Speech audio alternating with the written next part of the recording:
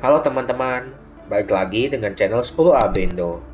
Hari ini kita akan bahas tentang Nikola Tesla, jenius yang terlupakan. Yuk simak video ini dengan baik. Nikola Tesla lahir sebagai subjek kekaisaran Austro-Hongaria pada tahun 1856 di daerah pegunungan di semenanjung Balkan yang dikenal sebagai Lika. Ayahnya bernama Milutin dan ibunya bernama Juka. Keduanya berasal dari Serbia. Ayah Tesla adalah seorang pendeta ortodoks yang tegas namun penyayang, yang juga seorang penulis dan penyair berbakat.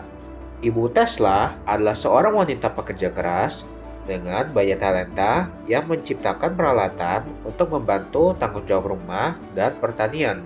Salah satunya adalah pengocok telur mekanis. Tesla mengaitkan semua insting inventifnya dengan ibunya. Di usia muda, Tesla memendamkan dirinya di perpustakaan ayahnya. Tesla memulai pendidikannya di rumah dan kemudian bersekolah di gimnasium di Karlstad, Kroasia. Unggul dalam studinya selama ini. Tanda awal kejeniusannya, dia mampu melakukan kalkulus integral dalam pikirannya. Ini membuat gurunya berpikir dia curang. Selama periode ini, Tesla mudah melihat ukiran baja air terjun dari Niagara.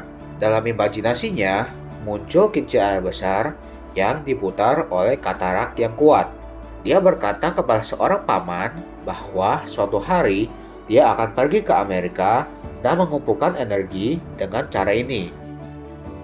Bergairah tentang matematika dan sains, Tesla bertekad untuk menjadi seorang insinyur, tetapi terus-menerus tertekan oleh desakan ayahnya agar dia menjadi pendeta.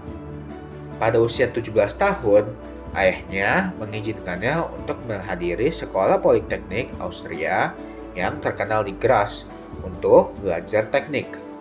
Keinginan Tesla menjadi kenyataan. Di sekolah politeknik, Tesla memulai studinya di bidang teknik mesin dan listrik. Suatu hari, seorang guru fisika menunjukkan kepada kelas Tesla sebuah dinamogram baru yang dengan menggunakan arus searah dapat digunakan sebagai motor dan generator. Setelah menontonnya sebentar, Tesla menyarankan mungkin untuk menghilangkan satu set koneksi pemicu yang tidak efisien yang dikenal sebagai komutator.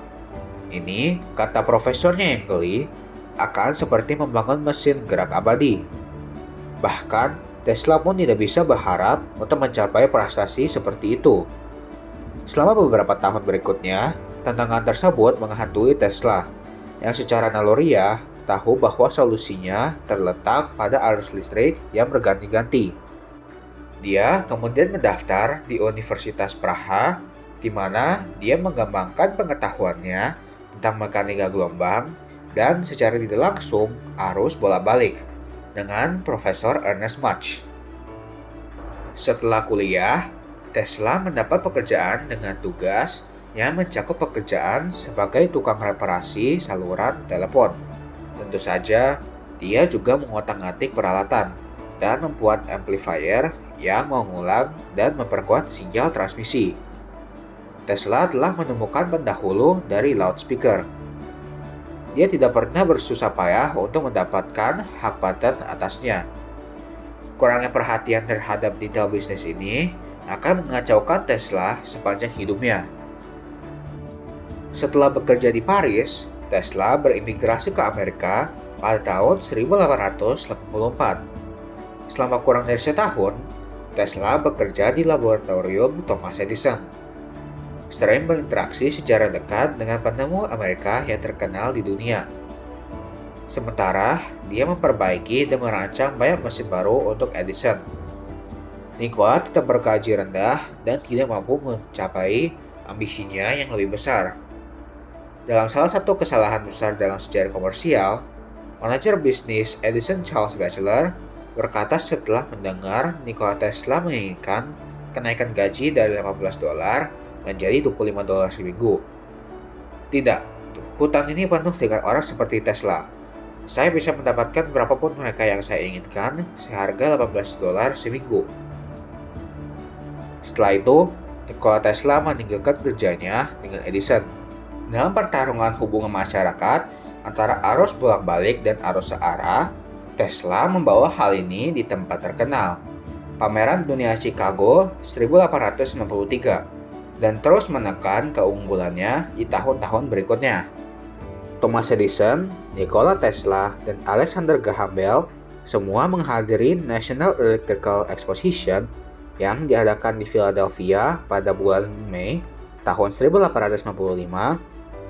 Sementara sejarah populer yang mengatakan bahwa Edison bertindak sebagai seorang pengusaha kejam, tetapi pada kenyataannya Edison menyediakan ruang untuk Tesla setelah Maret 1865 api yang menghancurkan laboratoriumnya Tesla. Selain itu, di pameran Philadelphia, menurut Schaefer, Edison dengan anggun menyatakan hal yang paling menakjubkan pada eksposisi ini adalah demonstrasi oleh Tesla tentang kemampuan mengirimkan arus listrik yang dihasilkan di air terjun Niagara ke sini.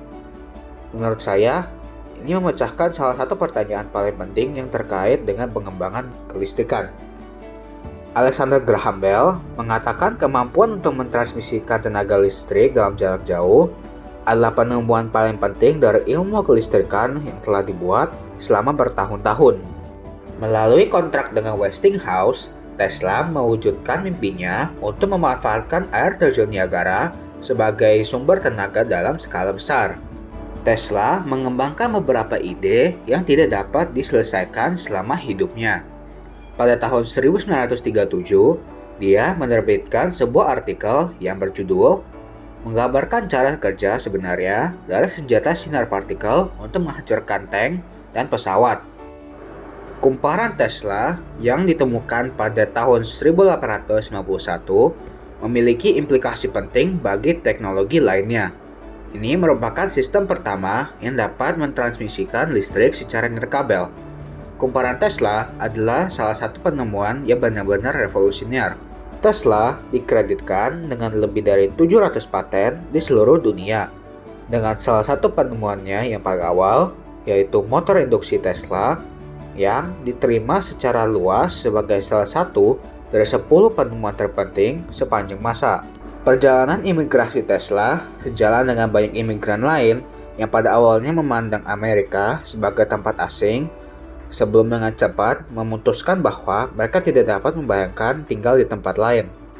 Setelah menahan kekasaran setibanya di Amerika Serikat, dia membandingkan arsitektur artistik Eropa kuno dengan Amerika yang bermesin. Dia berkata, ini satu abad di belakang Eropa dalam peradaban. Nikola Tesla meninggal pada usia 86 tahun pada tanggal 7 Januari 1943. Kebaktian tersebut diadakan dalam bahasa Serbia di Katedral Saint John the Divine dengan lebih dari 2.000 peserta. Kematiannya adalah berita utama dan orang Amerika terkemuka memuji dia di kebaktian itu. Nikola Tesla merupakan seorang jenius yang sering dilupakan oleh orang-orang karena banyaknya orang-orang jenius yang sudah ada, seperti Albert Einstein, Isaac Newton, Stephen Hawking, dan lain-lain. Tetapi, dia tetap merupakan salah satu ilmuwan dan pencipta yang terbaik, menciptakan hal-hal yang masih digunakan sampai sekarang.